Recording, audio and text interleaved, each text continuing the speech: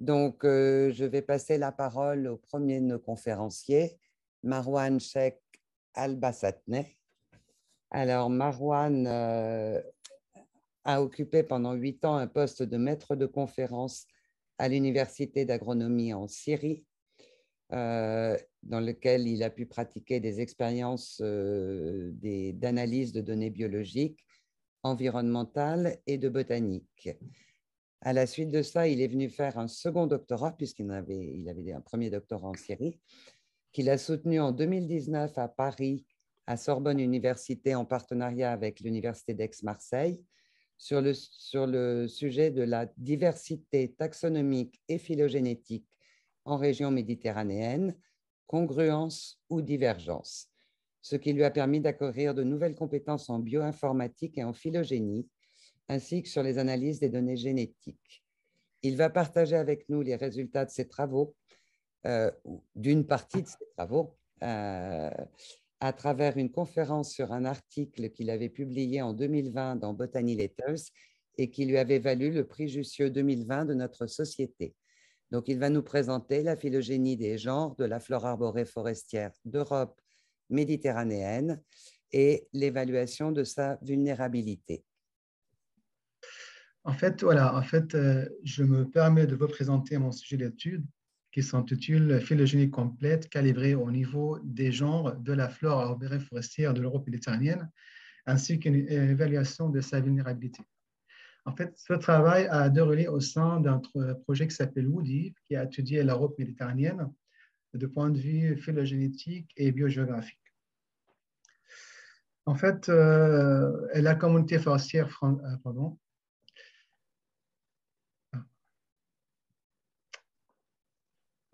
La communauté forestière méditerranéenne a une importance écologique considérable.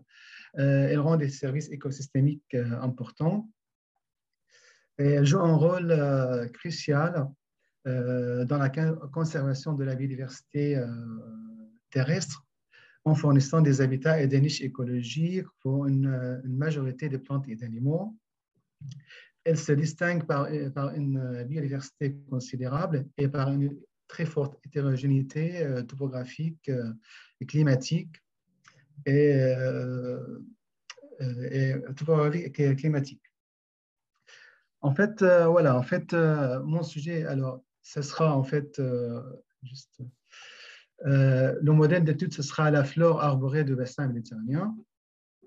En fait, vu l'insuffisance d'informations phylogénétiques et fonctionnelles, on a tenté d'avoir des informations phylogénétiques qui pourraient informer la stratégie de conservation de la biodiversité végétale et l'endémisme régional.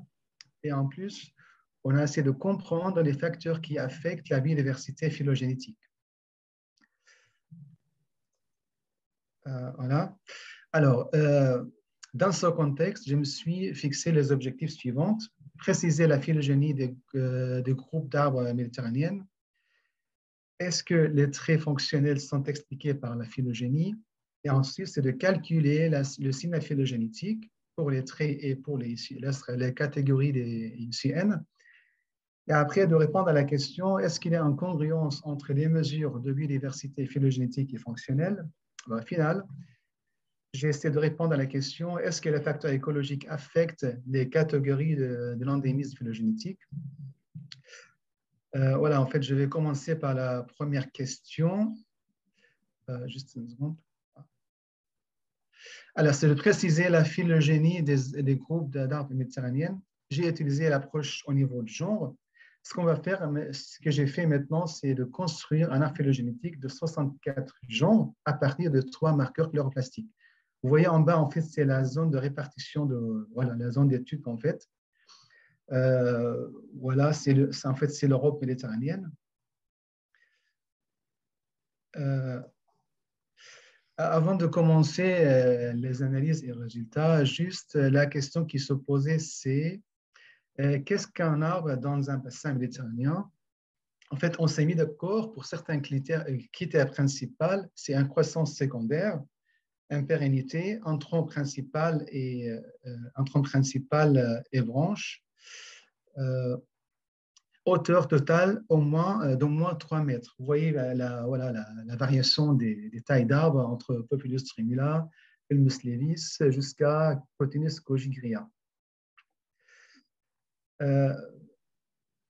En fait, après, ce que j'ai fait maintenant, c'est on a cherché 3 marqueurs chloroplastiques, c'est MATCA, RBCL, TNRH. La provenance était INRAE et d'Avignon et la base de données NCBI. Un centre de recherche en Italie, s'appelle le centre de recherche de Florence. Après, en fait, voilà, j'ai construit cette arbre phylogénétique en utilisant la méthode supermatrice qui est constituée en fait à concaténer les 3 gènes chloroplastiques et ensuite de faire cet arbre phylogénétique. Et au moment de la construction de cet arbre, j'ai mis 2 points de calibration pour qu'on puisse avoir un arbre phylogénétique daté ou bien calibré. Voilà, en fait, ça, je vous présente cet résultat de notre arbre phylogénétique de 64. C'est bon? Voilà, je vous présente alors ce résultat de l'arbre phylogénétique. Alors, la méthode bayésienne, le logiciel BEAST, et elle a 3 marqueurs chloroplastiques. Pardon? Oui. En fait, voilà, il y a beaucoup de choses à dire dans cet arbre, mais tout ce Merci de couper vos micros, s'il vous plaît. Merci de couper vos micros. Bon, excusez-moi alors. Ouais. Bon, alors, ce que je vois sur l'arbre phylogénétique, en fait, je voudrais juste dire que dans cet arbre phylogénétique, il n'y a qu'une apparition des gens après la mise en place de climat méditerranéen, c'est-à-dire il y a 5 millions d'années. Et les gens endémiques qui sont considérés endémiques dans la zone méditerranéenne, c'est Camerops, Filaria, Spartium et Tetraclinis, ne sont pas d'origine climatique, c'est plutôt d'origine de date de divergence. Voilà, en fait, il y a beaucoup de choses à dire, mais juste voilà, quelques choses à présenter à partir de cet arbre phylogénétique. Après, voilà, je vais vous parler du deuxième point de la problématique, c'est de répondre à la question est-ce que les traits fonctionnels sont expliqués par la phylogénie? En fait, à partir de notre arbre phylogénétique et les données qu'on a aussi à récupérer, donner des traits d'histoire de vie des genres qui se composent de systèmes de reproduction, hémaphrodite, unisexie monoïque, unisexie dioïque, type de pollinisation, abiotique et biotique, et type de dispersion des graines, abiotique animale. On a essayé en fait de préparer ces traits. On a choisi les traits qui sont phylogénétiquement conservés au niveau de genre. Alors, ce premier résultat montre en fait qu'il n'y a pas, voilà, à partir de l'arbre phylogénétique. L'arbre phylogénétique, on a eu la matrice de distance, et à partir des données des traits, on a eu la matrice de distance fonctionnelle. Le test de Mantel nous permet de tester la corrélation ou la relation entre les 2 topologies d'arbres. Ce que vous voyez en fait, de point de vue de topologie d'arbres, il n'y a pas de relation significative ou cette relation est très faible.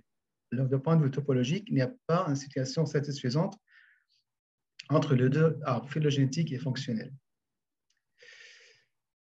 Et pour aller plus loin dans l'analyse, on va quantifier le signal phylogénétique. Pour les traits, après pour les catégories IUCN.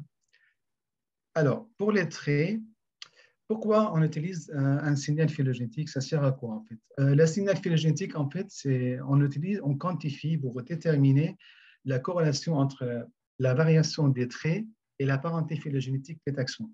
Mais c'est quoi un signal phylogénétique? Mais tout simplement, en fait, c'est le modèle que nous observons lorsque les parents proches sont beaucoup plus semblables que les parents éloignés.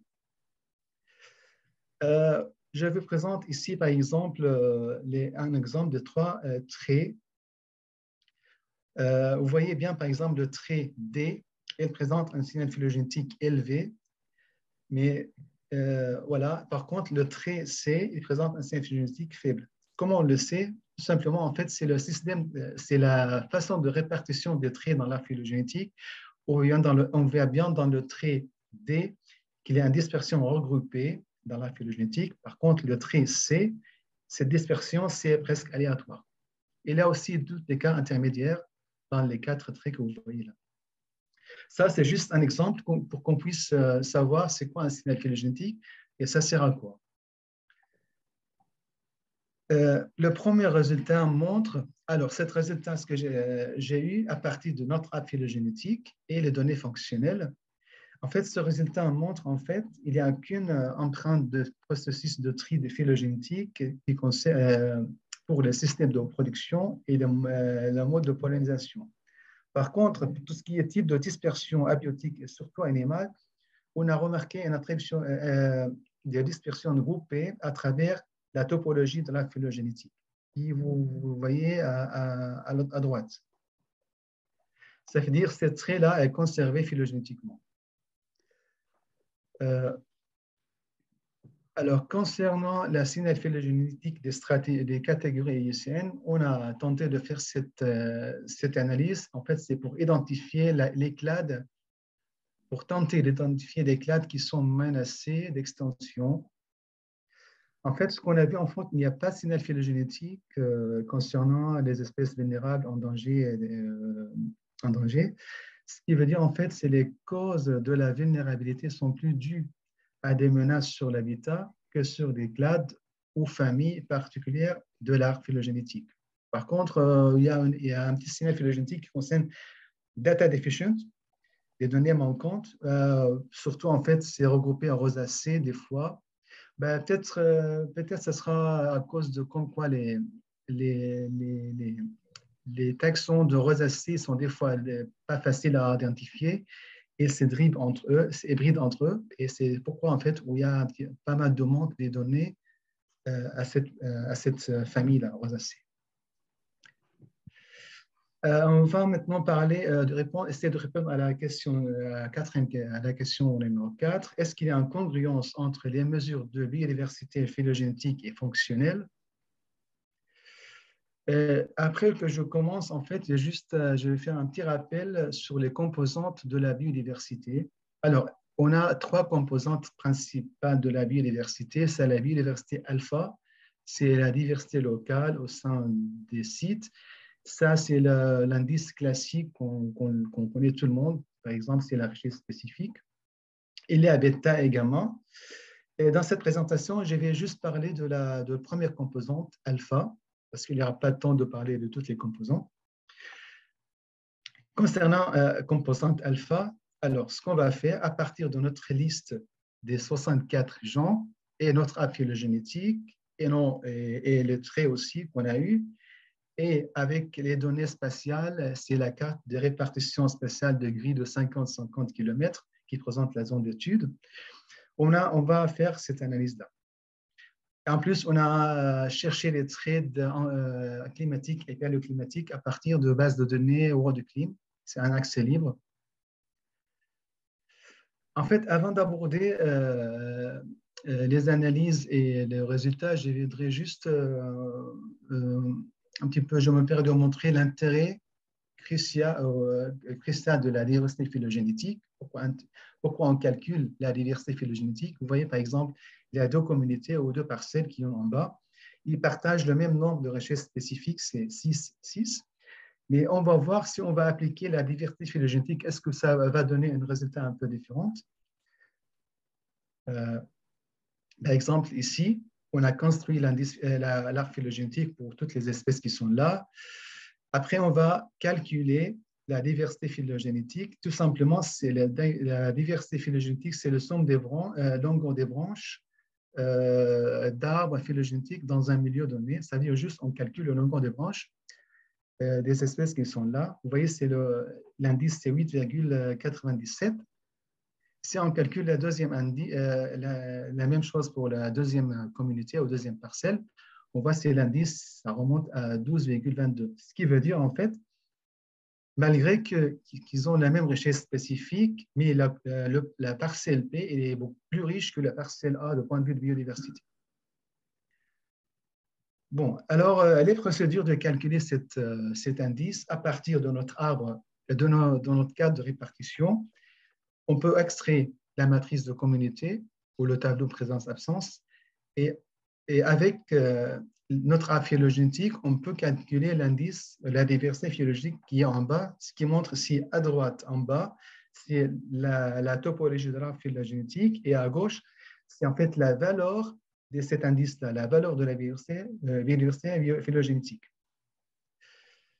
Après, voilà, ce que j'ai calculé dans cette présentation, j'ai mis diversité taxonomique, diversité fonctionnelle, diversité phylogénétique et l'endémisme phylogénétique. On va voir la relation entre ces indices-là. Par exemple, on voit ici une congruence entre la richesse taxonomique et la diversité phylogénétique. Vous voyez bien la pente qui est très bien claire, qui a une relation, avec aussi le coefficient qui est significatif. Vous voyez, même sur les cartes, il y a un petit peu pas mal de ressemblances entre les deux cartes de point de vue de répartition des valeurs. Il y a une relation forte, mais ce n'est pas identique. Il y a quand même un genre de relation entre les deux indices. Ici, en fait, voilà, il y a une congruence aussi entre la diversité fonctionnelle et la diversité phylogénétique. On voit bien aussi la pente qui est très claire et la significativité aussi. Ici, en fait, la relation entre l'endémisme phylogénétique et la diversité phylogénétique, il y a toujours une relation, mais elle est faible si pas en comparaison avec ce qu'on a vu dans les cartes précédentes. Bon, alors voilà, j'ai montré la relation entre cet indice-là. Il y a pas mal de liens, mais ce n'est pas en redondance quand même. Et je vais expliquer un peu plus tard pourquoi on a cette relation-là. En fait, voilà, on va essayer de répondre à la dernière question. Est-ce que les facteurs écologiques affectent les catégories de l'endémisme phylogénétique? En fait, avant d'aborder cette question et de répondre à cette question, je me permets d'expliquer un petit peu la méthode que j'ai utilisée. C'est une méthode un peu compliquée, mais je vais essayer j'ai essayé ici de simplifier le plus possible le principe de cette méthode. En fait, normalement, quand on calcule un indice, par exemple l'endémisme phylogénétique, cette valeur-là, ce qui est marqué PE observé, il y a une valeur de cet indice, mais est-ce que cette valeur est significative ou pas? On ne sait pas. Il n'y a pas une chose de comparaison pour savoir est-ce que cet indice, cette valeur-là, à cette cellule-là, est significative ou pas. Ce qu'ils ont fait, en fait, cette méthode, en fait, on a utilisé la hypothèse de nul ou nul model. En fait, dans un premier temps, on calcule la diversité comme d'habitude. Après, en fait, on fait genre de randomisation.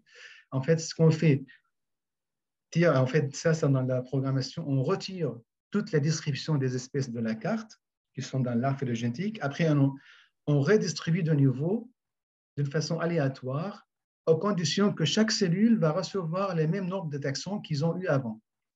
On répète ça à 999 fois, mais à chaque fois, on calcule cet indice de nouveau. On calcule.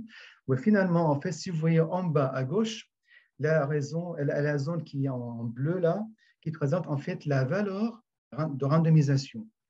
Dans ces cas-là, on peut faire une comparaison entre cette valeur-là de randomisation, cette surface-là de randomisation qui est en bleu, et la valeur observée, ce qu'on a calculé, la valeur réelle. Si vous voyez en fait la ligne qui est pointillée en rouge à gauche de la première dessin, si cette valeur dépasse la zone bleue, c'est la zone de randomisation, on peut dire que la valeur de cet indice à un endroit donné est significativement élevée.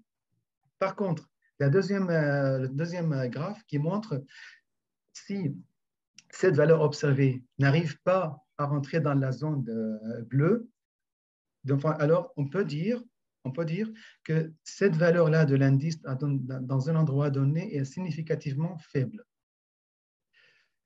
Et au final, en fait, si cette valeur tombe dans la zone bleue, on peut dire que cette valeur n'est pas significative. Voilà, alors on a créé une significativité. Alors, à partir de ce moment-là, on peut parler de significativité d'un indice phylogénétique ou n'importe quel indice. Voilà, par exemple, ici, je vous montre, par exemple, vous voyez à gauche, c'est la répartition des cellules qui contiennent la valeur de chaque indice, par exemple 9, 0, 3, 4. Et à gauche, en fait, c'est la topologie de cet arbre phylogénétique. qui a fait la randomisation, on retire toutes les valeurs de recherche spécifiques de ces grilles, on redistribue de nouveau plusieurs fois pour avoir une valeur randomisée, tout simplement. Juste un petit truc, excusez-moi, parce que je pense que c'est un peu compliqué, mais juste pour vous expliquer le principe, pour qu'on puisse comprendre après ça donne quoi comme résultat. On veut aller un peu plus loin. Si on a là-haut, l'arbre phylogénétique d'origine, notre arbre phylogénétique, en bas, c'est la même arbre phylogénétique, mais c'est un arbre phylogénétique nul, ce qui va dire un longueur de branche sont égaux. C'est la même arbre phylogénétique qu'on a eu, mais on fait une modification qui fait en fait que les longueurs des branches soient égales dans toutes les branches. Après, on fait rapport entre l'arbre d'origine et l'arbre de référence ou l'arbre nul. Si le résultat est supérieur à 1, ça veut dire l'arbre d'origine beaucoup plus grande que l'arbre nul, ça veut dire que l'arbre d'origine a des branches plus longues que celles de l'arbre nul, ce qui veut dire en fait on a une surreprésentation des longues branches, ce qui veut dire nous sommes dans une zone de refuge ou un paléoendémisme, ce qui contient en fait des vestiges de changement climatique du passé. Si cet résultat, ce rapport inférieur à 1, ça veut dire l'arbre phylogénétique est relativement un peu plus petite que l'arbre de comparaison, ça veut dire que l'arbre nul a des branches plus longues que celles d'arbre d'origine, ce qui veut dire en fait on a une surreprésentation des branches courtes, ce qui veut dire en fait que dans le cas de néo-endémisme, ce qui veut dire en fait que la divergence récente des lignées. Voilà ici en fait le résultat. Voilà, c'est la carte. Alors, le centre d'endémisme phylogénétique en Europe méditerranéenne, vous voyez par exemple la couleur rouge. La couleur rouge présente en fait un néo-endémisme qui veut dire alors c'est une surreprésentation des branches courtes. Alors, cette zone-là, en fait, est trouve dans le sud, dans l'est de Sicile, en Italie. Si vous voyez la couleur en bleu, ça veut dire le paléoendémisme, ça veut dire la surreprésentation des branches, des longues branches, qui est par exemple dans le sud de l'Espagne ici, en Andalousie, Sierra Nevada. Il y a aussi dans quelques îlots de mer Égée et Chypre. En fait, cette zone de paléoendémisme, en plus, alors cette zone, en fait, elle est considérée comme des zones de refuge et des hotspots par rapport aux autres zones. Alors, il y a des zones de hotspots, comme c'est les paléoendémismes, et en plus les néo-endémismes, dans cette zone d'étude. En fait, les deux cas, ils sont des cas intermédiaires. Ce qui est marqué ici mixte, dans ces zones-là, en fait, de la péninsule ibérique et péninsule de Balkan, qui veut dire en fait c'est une zone mélange entre paléo et néo-endémisme. Juste cette petite zone, qui est un peu spéciale, elle contient des longueurs des branches très longues, mais mélangées aussi avec des longueurs des branches courtes. Ce qui est intéressant de concentrer sur paléo-endémisme et néo-endémisme. Alors, on peut voir d'ici, à part quand on voit la carte comme ça, alors, la paléo-endémisme est concentrée plutôt dans le sud de la région d'étude et un petit peu aussi vers l'est, parce que regardez Chypre, quelques îles de mer Égée, et il y a des couleurs qu'on ne trouve pas parce que c'est très petit. En plus, il y a oui, deux cadres, par exemple en Espagne, dans le sud de l'Espagne, où il y a des paléo-endémismes. Et en plus, vous voyez alors la zone de refuge paléo et néo-endémisme est concentrée dans l'endroit en fait où il y a la température. Normalement, si on imagine le sud de la région méditerranéenne, ce sera une température relativement élevée par rapport au nord de cette zone d'étude. Et pour bien être sûr de ce que j'ai dit, on va faire une petite aussi analyse qui concerne la relation entre cet indice, cet paléo-néo-endémisme et quelques variables climatiques ou variables géographiques. Vous voyez par exemple ici l'orientation est-ouest, ouest-est, dans le premier paragraphe en haut. Et regardez en fait la paléo-endémisme qui est là. vous voyez que les zones de paléoendémisme se situent plutôt dans le côté est de l'Europe. Par contre, la direction nord-sud, on voit le paléoendémisme se situe plutôt dans le sud de la région méditerranéenne, ici. Si on regarde aussi tout ce qui est température, moyenne température annuelle et température minimum, il y a toujours regardé le paléoendémisme se situe dans l'endroit où il y a une température relativement élevée. La même chose en fait pour la rayon solaire qui est là où il se trouve le paléoendémisme. Ici, en fait, c'est la précipitation de last interglaciation. C'est la dernière interglaciation, la précipitation. Regardez, en fait, le paléoendémisme qui est là et le superendémisme. En fait, ce qui peut... ici, je n'ai pas montré, il y a d'autres variables que j'ai intégrées aussi, l'altitude et tout ça. On a remarqué que tout ce qui est paléoendémisme se situe dans les moyennes montagnes de la zone méditerranéenne. Cette montagne est considérée comme une zone de refuge, à la fois pour l'interglaciation et pour l'âge de glaciation. On peut dire alors les centres de paléoendémisme phylogénétique sont expliqués différentiellement par quelques variables géographiques et climatiques majeures. Voilà, en fait, maintenant, je me permets de synthétiser tout ce qu'on a eu comme résultat. Alors, concernant la congruence entre les trois types de biodiversité, on peut dire que la relation entre les informations phylogénétiques et les traits fonctionnels varie selon les traits en fonction de l'échelle évolutive considérée. Alors, on a vu comment les parents proches sont beaucoup plus semblables que les parents éloignés. Voilà ça. Alors, c'est ça ce qui veut dire. Et en plus, en fait, la signal phylogénétique dépend de traits qu'on va utiliser. Deuxième chose, c'est les indices richesse spécifique, diversité phylogénétique, diversité fonctionnelle sont congruents. Ça, c'est dans le cas où on utilise la richesse spécifique, parce que je n'ai pas montré dans cette présentation, quand la richesse spécifique entre dans ces calculs, il y a toujours un effet de richesse spécifique. Ce qu'on a vu, c'est pourquoi en fait la méthode de Null Models nous permet en fait de contourner ce problème de richesse spécifique. Alors, la méthode d'analyse catégorique de néopaléoendémisme, concernant cette méthode, elle a une capacité à distinguer différents types de zones d'endémisme et peut ainsi donner un aperçu des différents processus évolutifs et écologiques. On a vu que la partie sud et les îles de cette région sont des points chauds de la biodiversité régionale. Alors, c'est des paléoendémismes qui se situent dans des zones de refuge, qui sont des zones de refuge. Concernant la biodiversité alpha et les facteurs de l'environnement, il y a une relation étroite entre les indices de biodiversité alpha et les variables climatiques et paléoclimatiques, surtout ce qu'on a vu, la température et la précipitation aussi. Voilà, en fait, comme perspective, en fait, dans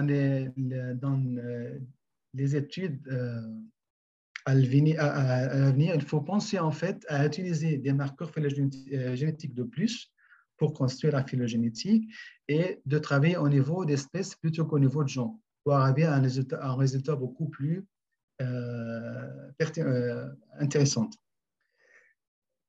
En plus, les informations phylogénétiques peuvent toujours être utilisées de manière avantageuse dans le cas où les données sur les traits fonctionnels sont rares ou incomplètes. Parce qu'en fait, le problème pour les traits, en fait, c'est très intéressant d'avoir des traits, mais c'est très dur de chercher les traits et de bien choisir les traits qui sont bien corrélés conservés phylogénétiquement. Par contre, tout ce qui est données moléculaires sont c'est beaucoup plus facile à les chercher, surtout dans les bases de données qui sont très pertinentes, comme NCBI et autres. En plus, ce sera intéressant de compléter les données sur les traits dans le bassin méditerranéen, parce que voilà, la question des traits est toujours en fait une grande question quand on cherche les traits. C'est une question qui est très intéressante. Et finalement, c'est de réaliser des études à une échelle beaucoup plus fine, de 10 à 10 km, parce que 50 km, c'est une échelle un petit peu grossière. Voilà, je me permets de conclure quelques points. Alors, la topologie de nos arbres phylogénétiques est conforme en grande partie à la dernière classification APJ4. La congruence entre les trois types de biodiversité, un lien mais pas redondance. Alors, ce qui est conseillé dans les études est toujours en fait d'utiliser des trois types de biodiversité. Voilà, c'est traditionnel, phylogénétique, fonctionnel. Il faut toujours faire des comparaisons entre ces types de diversité, sachant que c'est la biodiversité phylogénétique et fonctionnelle, toujours explique plus qui explique la diversité traditionnelle. Finalement, les centres de paléo-endémisme phylogénétique sont expliqués différentiellement par quelques variables géographiques et climatiques majeures. Finalement, je vous remercie de votre attention et je remercie aussi l'équipe que j'ai travaillé avec lui durant ce projet qui vous dit. Et je remercie tous les co-auteurs qui sont travaillés avec moi pour sortir cet article-là et la deuxième article aussi que j'ai dans cette étude. Je vous remercie.